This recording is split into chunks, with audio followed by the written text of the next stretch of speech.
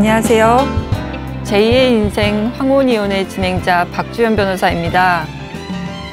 결혼 후 자신의 이름을 잃어버린 채 누군가의 남편, 아내, 부모로 불리며 살아온 세월, 더 늦기 전에 나라는 존재를 찾으려는 분들이 어렵게 내린 결정 황혼이혼. 제2의 인생 황혼이혼에서는 황혼이혼에 관한 다양한 사례와 함께 법률 지식을 전해드립니다.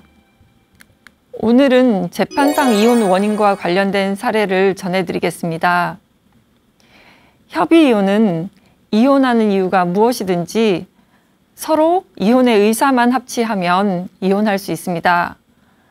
그런데 협의이혼이 이루어지지 않으면 이혼 소송으로 이혼을 해야 됩니다. 이때 이혼 소송에서는 이혼 사유, 즉 재판상 이혼 원인이 있는지를 판단합니다. 민법 제840조에서는 재판상 이혼 원인을 6호까지 규정하고 있는데, 먼저 제1호는 배우자에게 부정한 행위가 있었을 때, 제2호는 배우자가 악의로 다른 일방을 유기한 때, 제3호는 배우자 또는 그 직계 존속으로부터 심히 부당한 대우를 받았을 때, 제4호, 자기의 직계 존속이 배우자로부터 심히 부당한 대우를 받았을 때, 제5호, 배우자의 생사가 3년 이상 분명하지 아니한 때, 제6호는 기타 혼인을 계속하기 어려운 중대한 사유가 있었을 때입니다. 이 제1호, 부정한 행위는 많이들 알고 계시죠? 그래서 오늘은 제3호, 배우자 또는 그 직계 존속으로부터 심히 부당한 대우를 받았을 때의 사례를 준비해 보았습니다. 배우자 또는 그 직계 존속, 쉽게 말하면 아내 입장에서는 남편과 시부모님이 직계 존속이고, 남편 입장에서는 아내와 장모님, 장인어른이죠. 그럼 도대체 어떤 게 심히 부당한 대우일까요?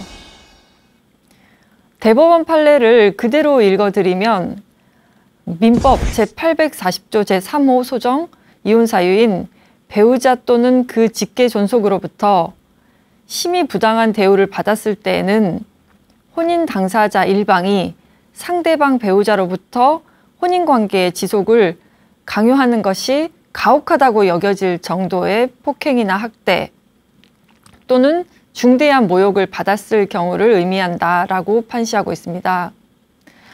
그래서 심히 부당한 대우라고 하면 폭언, 폭행, 정신적인 학대, 신체적인 학대, 가정폭력이라고 생각할 수 있겠습니다.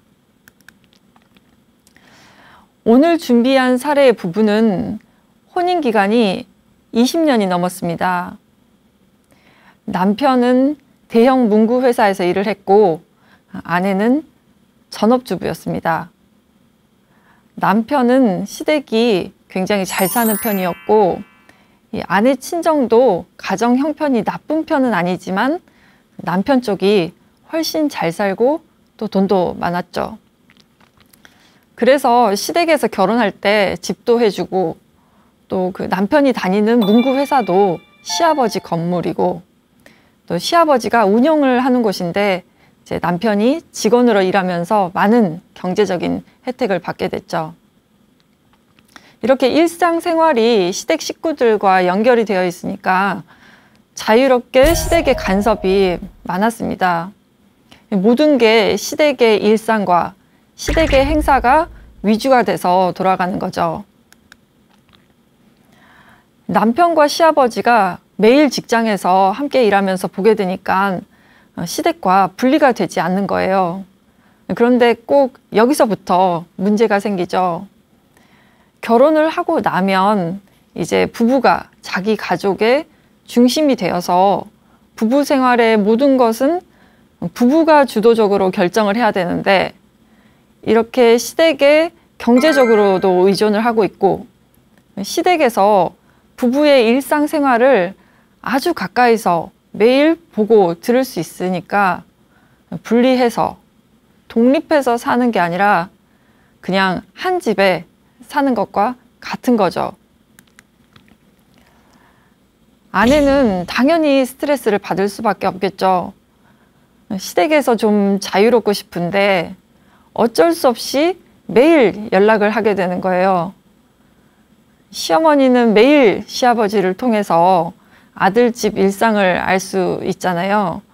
예를 들면 남편이 직장에서 시아버지에게 오늘 1시간만 좀 빨리 퇴근하겠다라고 하는 일만 있어도 시아버지가 시어머니에게 오늘 뭐 아들 일찍 좀 갔어 얘기를 하겠죠. 그러면은 시어머니가 무슨 일인데 그러면서 며느리에게 전화를 하거나 아들에게 전화를 해서 이 집의 사사건건 모든 일들을 다 알게 되는 거죠. 또 시어머니도 일주일에 한두 번은 반찬 해놨으니까 가지고 가라 라고 하시면서 연락을 하는데, 그런 며느리 입장에서는 어머니 저 반찬 안 먹어요 할 수는 없잖아요. 또 시어머니가 음식을 굉장히 잘하긴 했어요. 그래서 너무 감사한 일이었기는 했죠. 또 그런데 가서 어머니 저 반찬 가지고 갈게요 하고 반찬만 가지고 바로 나오는 게 아니잖아요. 아무리 짧아도 1시간 정도는 시댁에 있을 수밖에 없죠. 남편은 형과 남동생이 있었는데 남동생은 외국에서 살고 있어서 볼 일이 거의 없었고, 형도 결혼을 해서 이제 시댁에 가면 형의 아내, 그러니까 저희 부부 아내와는 형님 동서지간이죠. 그래서 형님도 항상 시어머니가 부르면은 바로 달려왔어요. 그래서 같이 반찬을 주시고 또 뭐 애들 얘기 좀 하고 그러는데, 시어머니는 좀 대하기 어려운 분이었어요. 모든 아들을 가진 어머니가 그런 것은 아니지만 아무래도 새 아들을 상대하면서 사셔서 그런지 말투도 좀 무뚝뚝하고 거칠기도 했습니다. 그래서 며느리들에게도 야, 너 이렇게 막말을 하셨어요. 제 의뢰인인 아내는 굉장히 여성스럽고 여렸는데 이 아내는 딸 셋인 집안의 둘째였어요. 집안 분위기 자체도 굉장히 부드럽고 따뜻한 느낌이었죠. 서로 가족들끼리 얘기도 많이 하고요. 그런 아내에게 이 시어머니는 굉장히 딱딱하고 무섭고 이렇게 말 한마디 한마디에 상처를 받지 않을 수가 없었습니다. 한 번은 시아버지 생신상을 준비하면서 반찬을 하는데 시어머니가 연락을 해서 무슨 요리를 하려고 하는데 재료를 사와라 라고 했습니다. 며느리가 재료를 다 준비를 해서 시댁으로 갔는데 시어머니가 생각한 재료와 이 며느리가 생각한 재료 종류가 조금 차이가 있었던 거죠. 예를 들면 갈비찜을 하더라도 어떤 사람은 돼지갈비로 하기도 하고 또 어떤 사람은 소갈비로 하기도 하죠. 또 무, 당근, 밤, 대추 이런 온갖 재료를 다 넣는 사람이 있는가 하면 감자, 당근 이 정도만 넣는 사람도 있고, 다들 이 요리에 대해서 생각하는 게 다르잖아요. 이 며느리가 사가지고 간 재료가 시어머니 마음에 안 들었던 거죠. 그래서 시어머니가 함께 있던 형님까지 모조리 한 번에 묶어서 막말을 하시는 거예요. 며느리들에게 어휴 이 멍청한 것들 이렇게 하면서 머리가 안 돌아가면 눈치라도 있어야지, 멍청하게 아무 생각도 안 하고 산다, 친정에서는 도대체 뭘 하다가 왔냐, 요리도 안 해봤냐, 이렇게 해서 언제 생신상 차리고 언제 저녁 먹을 거냐, XX 같은 것들을 어디서부터 가르쳐야 하는지를 모르겠다. 생긴 것도 못생기고 하는 짓도 저렇게 XX 같다.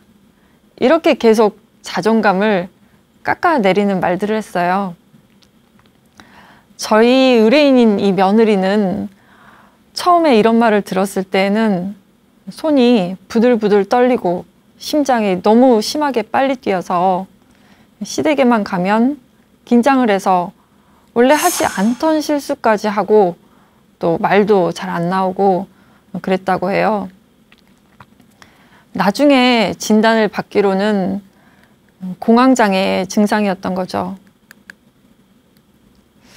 또 시어머니가 늘상 하는 말이 멍청한 것들이 시집와서 내가 피곤하다 이렇게 말을 하고 이제 꼭 마지막에 붙이는 말은 이렇게 자기 할 일을 못하면서 나중에는 뭐 재산 달라 그러겠지 이런 말을 꼭 붙이신 거예요.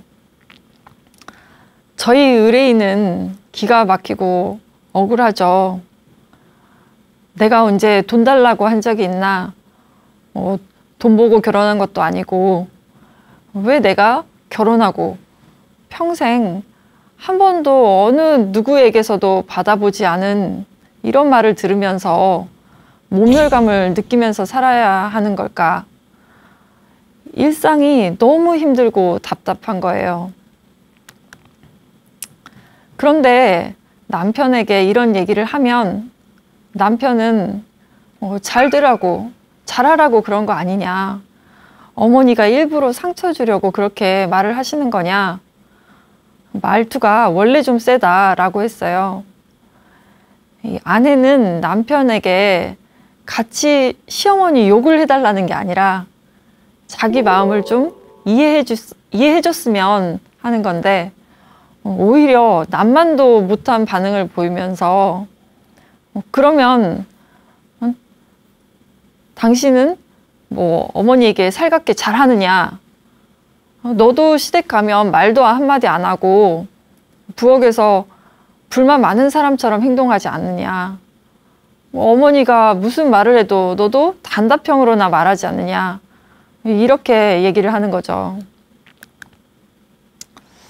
그렇다고 남편이 전적으로 시어머니 편을 들면서 우리 어머니 말이 무조건 맞다라는 그런 입장은 아니었어요. 본인 생각에는 이제 그렇게 말을 하는 게 아내를 좀 토닥이고 본인 나름대로는 중간에서 이런 고부 갈등을 조율하는 방법이라고 생각한 것 같아요. 그래서 아내가 이런 얘기를 하면 그냥 한 귀로 듣고 한 귀로 흘리면 될 것을 뭘 그렇게 스트레스 쌓여 하느냐. 어른이 뭐 한마디도 못하냐. 왜 모든 말을 그렇게 예민하게 받아들이냐. 라고 했는데 이걸 아내가 원했던 방식으로 좀 바꿔서 표현하자면 당신이 고생하는 거 잘 안다. 어머니가 원래 말이 거친데 너무 마음에 담아두지 마라. 당신이 속상하면 나도 속상하다. 그렇다고 내가 우리 어머니에게 대들 수는 없지 않겠냐. 어머니가 연세도 있으신데 내가 당신을 거들어서 어머니를 충격받게 하는 건 당신도 원하지 않지 않느냐. 내가 너무 미안하지만 내 입장도 좀 이해해줘라. 이거잖아요. 아내가 원하는 표현 방식으로 바꾸면. 남편이 말하고 싶었던 것은 이런 취지였던 거예요. 그런데 말이 그렇게 나오지 않은 게 문제였던 거죠. 이렇게 조금만 따뜻하게 표현했어도 아내가 서운하지는 않았을 것 같아요. 아내는 시댁에만 가면 가슴이 콩닥거리고 심하게 긴장되고 말도 잘 나오지 않고 이상하게 버벅거리게 되는데 이런 아내에게 너도 어머니한테 살갑게 하지 않지 않냐 이렇게 말하는 남편이 너무 밉고 원망스럽고 또 외로움과 서운함이 계속 쌓여갔습니다. 그러던 어느 날 시어머니가 또 며느리들을 집으로 불러서 이런저런 얘기를 하다가 시아버지가 사업을 둘째 아들에게 물려주고 큰아들에게는 대신 다른 상가 건물을 하나 주려고 한다고 하시는 거예요. 그러면서 너네들은 멍청하고 뭐뭐 같아서 뭘 줘도 관리를 잘 할지 모르겠다. 내가 지금까지 살면서 며느리들 자랑 한번 못 해봤다. 예뻐해 줄래야 예뻐해 줄 구석이 없다 라고 하시는 거예요. 저희 의뢰인이 갑자기 왜 그런 용기가 생겼는지 모르겠지만 처음으로 시어머니에게 큰 소리로 대들게 됐습니다. 어머니, 도대체 제가 뭘 그렇게 못하고 뭐가 그렇게 못마땅하세요? 라고 했는데 시어머니도 깜짝 놀랐죠. 항상 무시했던 며느리가 갑자기 큰 소리로 대드니까 시어머니도 더 화가 나신 거죠. 그래서 마치 때릴 것처럼 손을 들면서 이게 어디서 대들어? 재산을 준다고 했더니 이제 뭐 며느리 짓도 끝났냐? 멍청하고 생긴 것도 이상하게 생겨가지고 마음에 안 들어도 내 아들이랑 결혼한 사람이니까 내가 참고 살았는데 이제 아주 미쳤구나. 이렇게 막말을 하시는 거죠. 그리고 이 며느리는 집에 돌아와서 이제 남편에게 이런 일이 있었다고 얘기를 했는데 남편은 가서 무릎 꿇고 사과해라 라고 하는 거예요. 아내는 기가 막혔죠. 남편이 사과를 하라고 한 이유가 어머니가 마음이 바뀌어서 사업을 안 물려주실까 봐 걱정이 됐던 겁니다. 아내는 지금 이 상황에서 본인 사업 생각만 하고 있다는 게 너무 기가 막혔습니다. 남편은 가서 사과를 안 해서 내가 사업을 못 물려받으면 너가 책임져라 라고 하면서 아내에게 소리를 지르고 아내는 그때부터 남편과 대화를 단절하였습니다. 아내는 도저히 함께 살 수 없다는 생각에 이혼을 해달라고 했죠. 그런데 남편은 이혼을 거부했습니다.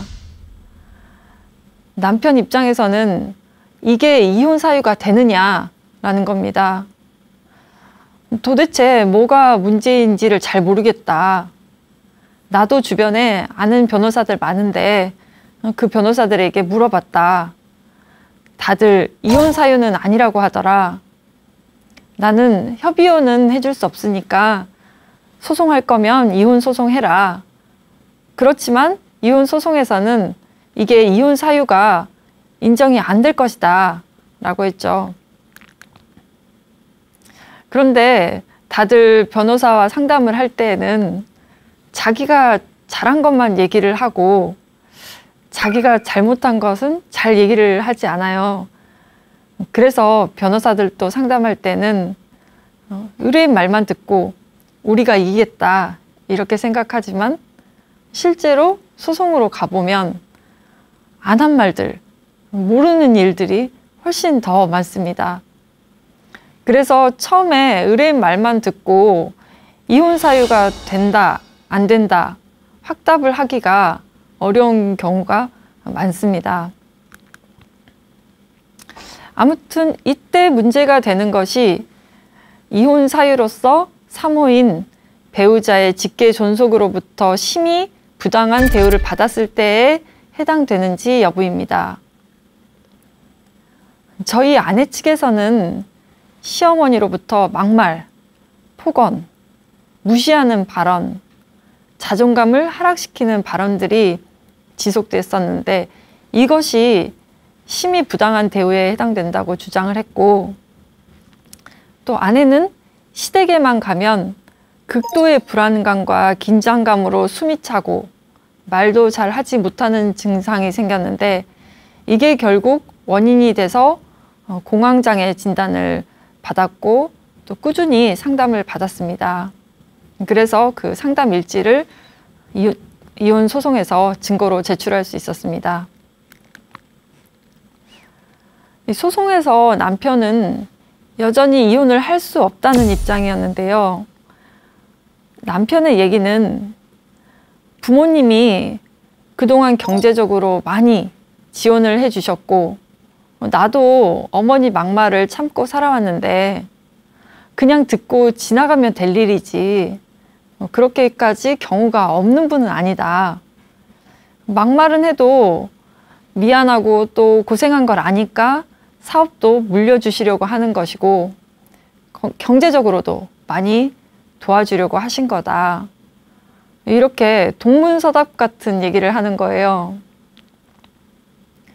아내가 힘든 것은 어머니 막말보다 이런 걸 중간에서 이해해주고 또 조율해주는 남편이 필요한 것인데 항상 중립적인 사람처럼 남 같은 소리만 하고 개입해서 조율하려고 하지 않으니까 아내는 힘들죠.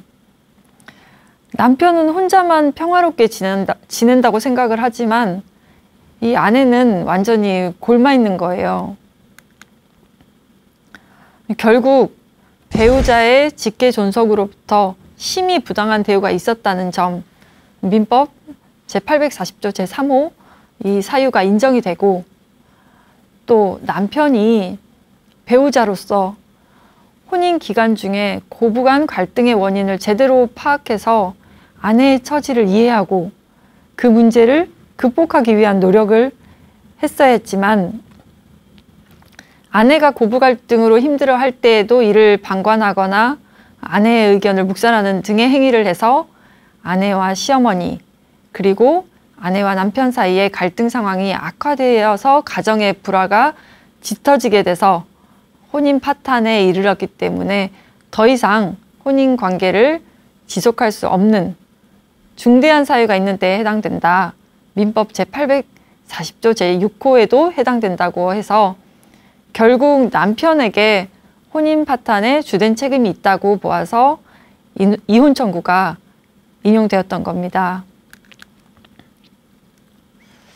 상담을 하다 보면 시어머니 말투가 너무 고압적이고 명령적이어서 기분 나쁘다. 그래서 시댁에만 갔다 오면 남편과 싸우게 되고 결국 언제부턴가 시댁 행사에는 참석하지 않고 있다. 이혼하고 싶다. 이걸로 이혼할 수 있느냐라고 하시는 분들이 꽤 많은데요.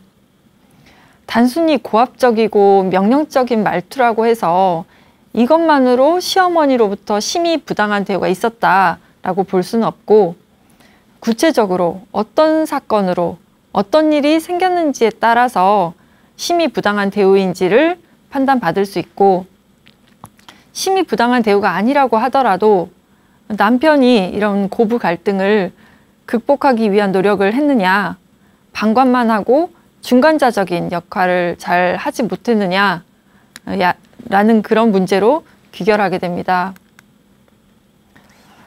부모 사이, 자식 사이보다 더 먼저 경고해야 할 관계는 이 부부 사이인 것 같습니다. 서로 어떤 생각을 가지고 있는지, 어떤 마음인지를 잘 살피고 노력하면 오늘 사례처럼 외로움이나 서운함이 쌓여서 이렇게 이혼하는 일은 없지 않았을까 하는 생각이 듭니다.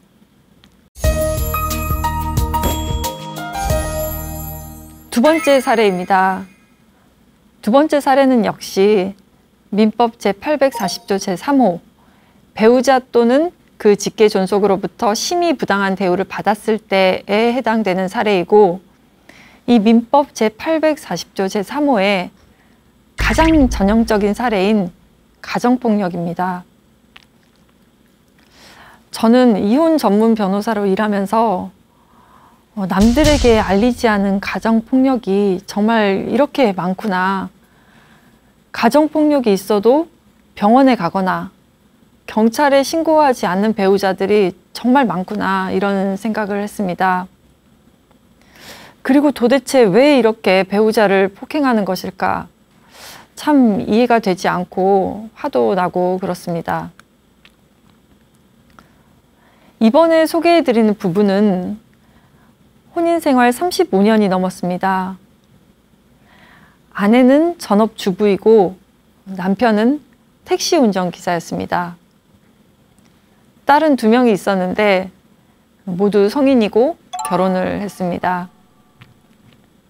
이 부부의 남편의 폭력적인 성향을 처음 알게 된 것은 결혼하고 나서 아직 아이들이 생기지 않은 시점이니까 결혼하고 얼마 되지 않았을 때입니다. 아내는 주변에서 남편이 바람난 것 같다라는 말을 들었습니다. 낮에 다른 여성과 같이 차를 마시는 것을 봤다고 해요. 지방의 작은 도시여서 바로 소문이 났겠죠. 그래서 남편이 바람났다는 얘기를 여러 사람으로부터 듣고 남편 회사에 가서 남편 회사 동료에게 물어봤습니다. 그 동료도 이 아내가 안쓰러웠겠죠. 그래서 사실대로 얘기를 해줬어요. 요즘 택시에 태우고 다니기도 하고 그래서 가끔 우리 회사에서 본 적이 있다라고 하시는 거예요. 그래서 며칠 후에 현장을 잡아야겠다는 생각으로 회사 근처에서 기다리다가 남편 택시가 회사로 들어가는 것을 보고 따라서 들어갔습니다. 아내는 택시에 그 여성이 탔는지 보려고 화단에 숨어 있었는데 이 숨어 있는 아내를 남편이 발견한 거예요. 불행하게도 택시에 다른 여성은 없었죠. 있었으면 아내도 굉장히 당황할 수 있었겠죠. 그런데 증거를 잡지는 못하고 남편이 무섭게 화를 내니까 계속 화단에 숨어 있었던 거죠. 남편이 아내에게 뭐 하는 거냐? 당장 나와라. 너 지금 나를 의심해서 여기까지 온 거냐? 미친 X가 동네방네 서방 망신 주려고 작정을 했냐? 라고 하면서 너무 무섭게 화를 냈어요. 남편이 이렇게 죽일 듯이 말하는데 화단에서 나갈 수가 없잖아요. 그래서 남편이 화단에 들어와서 아내의 머리채를 잡고 끌고 나간 거예요. 회사 동료들이 전부 다 보고 있으니까 남편은 이 아내를 사람들 보이지 않는 곳에 데리고 가서 때릴 듯이 계속 화를 내면서 욕을 하는 거죠. 그래서 아내는 그 길로 집으로 가지 않고 바로 친정으로 가버렸습니다. 집에 갈 수가 없었어요. 너무 공포스럽고 그렇게 무서운 사람을 처음 경험해봤다고 해요. 남편이 친정에 찾아와서 몇 날 며칠을 무릎을 꿇고 장인 장모님께 용서를 구해서 아내도 한 번만 용서하기로 하고 2달 만에 다시 집으로 돌아가게 되었습니다. 남편은 다시는 욕설을 하거나 폭행을 하지 않겠다고 약속을 했죠. 그런데 이미 결혼한 지 얼마 되지 않은 상황에서 이렇게 폭력적인 성향을 보인 사람이라면 쉽게 고쳐지는 성향은 아니었던 거죠. 남편은 1, 2년 정도는 조심했어요. 그런데 아내가 출산도 하고 이제 어느 정도 시간이 지나니까 또 폭력적인 모습이 나오기 시작했습니다. 하루는 아내가 시장에서 장을 봐서 집에 돌아오다가 짐이 너무 무거워서 길에서 잠시 서 있었는데 지나가던 남편 회사 동료가 보고 도와준 거죠. 집까지 짐을 나눠서 들어줬어요. 그래서 현관에서 고맙다고 인사를 하고 있는데 마침 남편이 퇴근하고 집에 온 겁니다. 남편은 동료가 가고 나서 아내에게 처신 똑바로 하고 다녀라 라고 했습니다. 아내는 황당했죠. 짐을 들어준 것이 전부고 고맙다고 말한 것 말고는 딱히 무슨 말을 한 것도 없다라고 했는데, 남편은 화를 내면서 너가 이렇게 흘리고 다니니까 이렇게 자꾸 남자들이 꼬인다 라고 하면서 화를 냈습니다. 아내는 또 남편의 그런 욕설을 하고 폭력적인 모습이 나오는 것 같았고, 그래서 애를 데리고 친정으로 다시 돌아가고 싶은 마음이 너무나 컸죠. 그런데 지금 또 이대로 친정에 가면 친정 부모님이 너무 걱정을 할 것 같고, 또 애를 데리고 가버리면 남편이 더 날뛸 것 같아서 참고 지냈습니다. 그런데 이런 폭력적인 모습은 점점 더 심해졌어요. 화가 나면 무조건 부엌에 가서 칼을 들고 내가 죽어버리든지 해야지, 이놈의 집구석 제대로 돌아가는 게 없다, 뭐 이런 막말과 폭언이 일상이었고, 화가 난다고 칼을 던져서 문이 금이 간 것처럼 깨진 자국도 있었어요. 그래서 아내가 칼을 전부 보이지 않는 서랍에 넣어 놓은 적도 있었고, 또 남편이 조금만 언성이 높아지고 화를 낼 것 같으면 부엌에서 멀리 피해 있었죠. 칼을 가지고 아내에게 들이대면서 위협을 한 적은 없지만, 이렇게 칼을 들고 소리를 지르는 것만으로도 굉장히 공포스럽죠. 이렇게 신혼 초부터 남편의 폭력, 폭언이 계속됐고, 아이들도 이런 아빠의 모습을 보면서 자랐기 때문에 아빠를 싫어하게 됐습니다. 아이들에게도 폭력이나 폭언을 했고, 또 자상한 아빠는 아니었기 때문에 애들이 점점 성인이 돼가면서 아빠와는 대화가 단절됐습니다. 애들이 성인이 돼서 이제 판단 능력도 생기고 하니까 엄마가 이렇게 사는 게 너무 불쌍하기도 하고 답답한 거예요. 그래서 애들이 엄마에게 이혼을 하라고 옆에서 계속 부추겼어요. 아내도 그동안 참고 살았던 세월이 너무 억울하고, 또 남편이 너무 무섭고 함께 있는 것도 공포스러워서 이혼을 결심하게 되었습니다. 그런데 남편에게 말하기가 너무 무섭잖아요. 그래서 시어머니에게 얘기를 했습니다. 어머니, 저 도저히 못 살 것 같아요.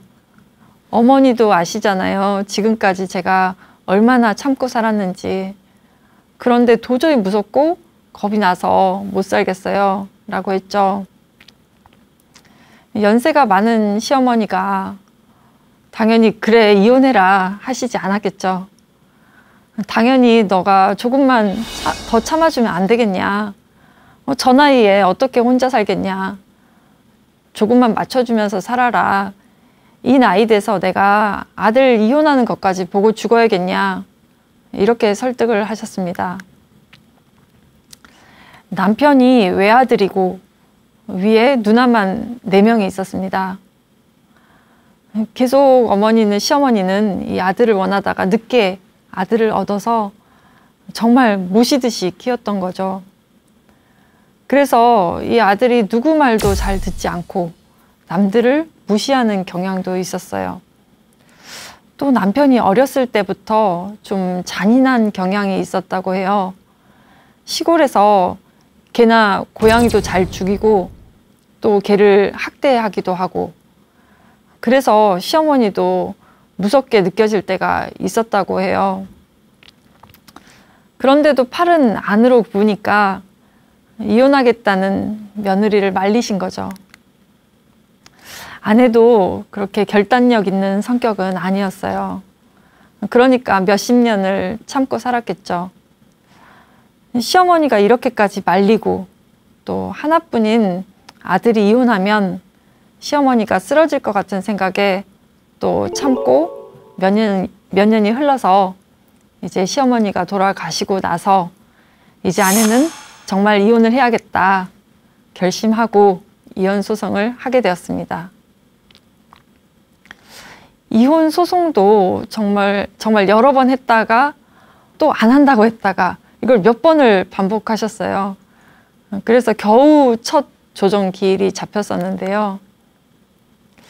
이 변호사 입장에서는 특히 이혼 소송의 경우에는 의뢰인을 설득하기 위해서 변호사 의견을 강력하게 주장하기가 조금 어렵습니다. 민사소송이나 형사소송의 경우에는 주장의 내용이나 재판의 방향을 이 법률 전문가가 더 잘 알기 때문에 변호사가 그 방향대로 끌고 나가도록 강력하게 주장을 할 수가 있다면, 이혼 소송의 경우에는 변호사의 그런 법률 전문가로서의 주장보다는 이혼의 당사자의 의사가 훨씬 더 중요합니다. 중간에 이혼을 원하지 않는데도 이혼을 강요하면서 절대 이혼 소송 취하면 안 된다라고 할 수는 없잖아요. 그래서 의뢰인의 의사를 충분히 반영해야 하는데, 첫 조정 기일까지 의뢰인의 이혼 의사가 확고하지 못해서 망설이고 다시 망설이고 해서 취하의 위기가 몇 번이나 있었던 겁니다. 그러면 왜 이렇게 우리 의뢰인은 망설였었느냐?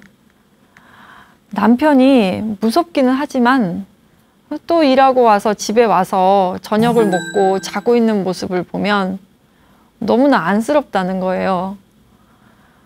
내가 없으면 저 사람은 저 나이에 어떻게 혼자 밥을 차려 먹고 빨래하고 살까? 장은 어떻게 보고 식사나 제대로 할 수 있을까? 그런 생각이 드는 거죠. 내가 조금만 참으면서 그냥 애들 집에서 있다가 잠깐 집에 와서 먹을 것 좀 챙겨놓고 가고 그냥 그렇게 살면 되지 않을까. 그래서 계속 마음이 흔들렸던 겁니다. 첫 조정 기일에 당연히 남편은 난 이혼 못한다. 왜 이혼을 해야 되느냐 했죠. 조정위원이 봐도 아내분이 그동안 가정폭력으로 너무나 오랫동안 참고 살아서 이혼할 사유가 충분한데 이혼을 원치 않는 남편을 설득을 했습니다. 여기서 이혼을 원하지 않아서 조정이 불성립돼서 재판으로 가게 돼서 판결을 받더라도 이건 이혼이 되는 사안이다. 판사님이 이혼하라고 한다.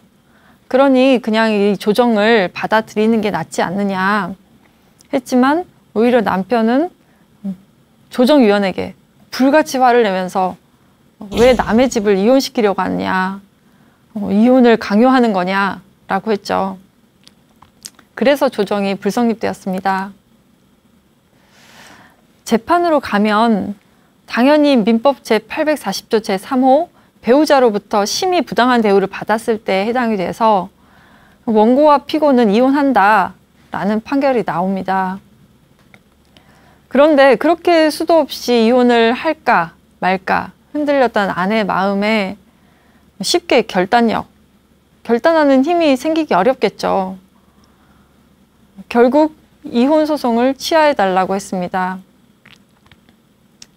도저히 저렇게 늙은 남편을 버리기가 너무 안쓰럽다고 한 거죠.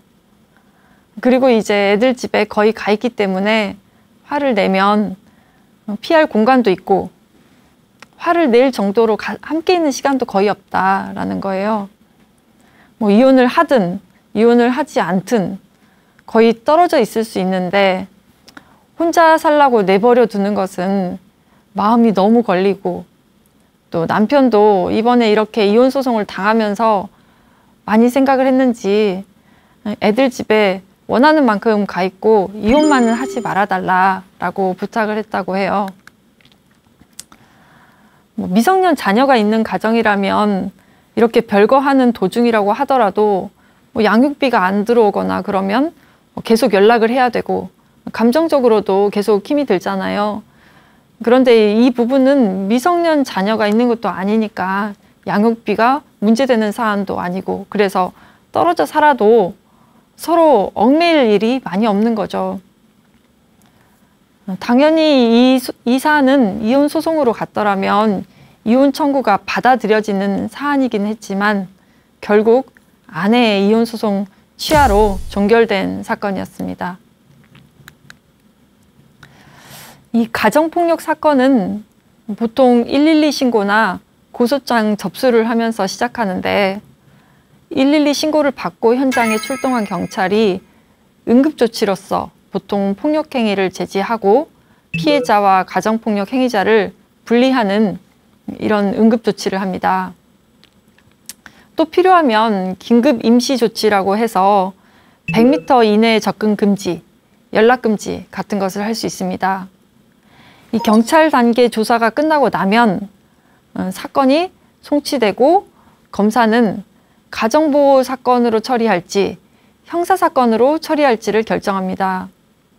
가정보호 사건으로 송치가 되면 판사는 직권으로 접근금지, 연락금지 같은 임시조치를 할 수 있습니다. 경찰의 응급조치나 판사의 임시조치가 없더라도 피해자가 피해자 보호 명령을 신청할 수도 있습니다. 이런 것들이 전부 가정폭력 범죄의 처벌 등에 관한 특례법에 규정이 되어 있습니다. 가정폭력으로 인한 이혼 사건은 보통 의뢰인들이 이렇게 이혼 소송을 하거나 고소를 하는 사실을 상대방이 알게 되면 더 심한 가정폭력을 당할까 봐 걱정하시는데 이혼 소송이나 고소를 하면서 생활 공간을 분리하는 것이 당연히 필요합니다. 상대방 배우자가 접근할 수 없는 곳으로 피신할 그런 곳을 마련할 수 있거나 지낼 곳이 있으면 당연히 그렇게 하면 좋겠지만 경제적인 여력이 되지 않아서 피신할 곳이 없는 경우에는 가정폭력 쉼터라는 것이 설치되어 있어서 여기에서 지낼 수 있습니다. 이 가정폭력 범죄 처벌 등에 관한 특례법에서 이렇게 가정폭력 피해자 보호를 위한 여러 가지 방법을 마련해 두고 있기 때문에 가정폭력을 당한 경우에 두려워하지 말고 경찰이나 법원의 도움을 받아서 꼭 가정폭력에서 벗어나시기를 바랍니다. 부부는 인생이라는 여행길을 평생 함께 걸으며 고락을 함께 나눈 동행자입니다. 황혼이혼을 생각하시기 전에 긴 세월 함께 해온 깊은 정을 다시 한번 헤아려 주시기 바랍니다. 그래도 돌이킬 수 없는 결심이라면 저희 제2의 인생 황혼이혼에서 도움이 되어 드리겠습니다. 저는 다음 주에 다시 찾아오겠습니다. 함께 해주셔서 고맙습니다.